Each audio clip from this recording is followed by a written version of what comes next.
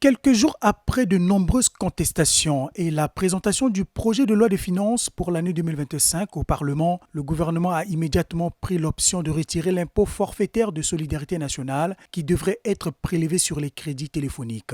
Cette décision relayée dans les réseaux sociaux rencontre l'assentiment des consommateurs qui la prennent par ailleurs avec réserve. Une communication officielle est attendue.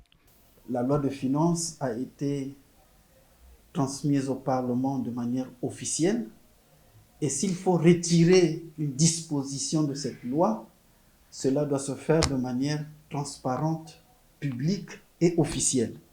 Malheureusement pour le cas d'espèce, pour nous ce sont des rumeurs.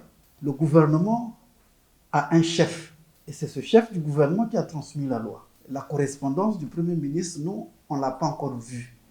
Donc, nous craignons que ce soit une diversion pour désorienter l'attention des populations sur l'inopportunité de cet impôt.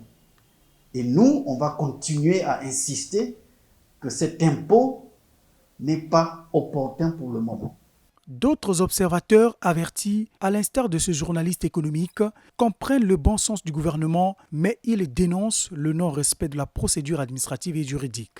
Il me semble que le gouvernement est resté confronté à la montée en puissance de la contestation via les réseaux sociaux, mais aussi les médias classiques. Quelque chose qui pourrait discréditer le gouvernement, surtout en ces temps de tension sociale et de trésorerie à bras vide. Il y a une espèce de parallélisme de forme.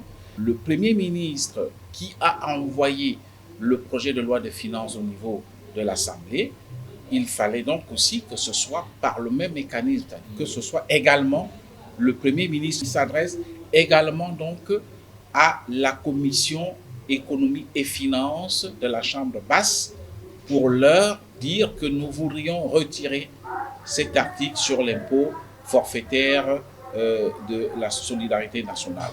Selon les sources concordantes, le retrait de l'impôt forfaitaire de solidarité nationale se justifie par la nécessité pour le gouvernement de revoir d'autres mécanismes appropriés permettant de renflouer les caisses de l'État sans alourdir les charges sociales des populations.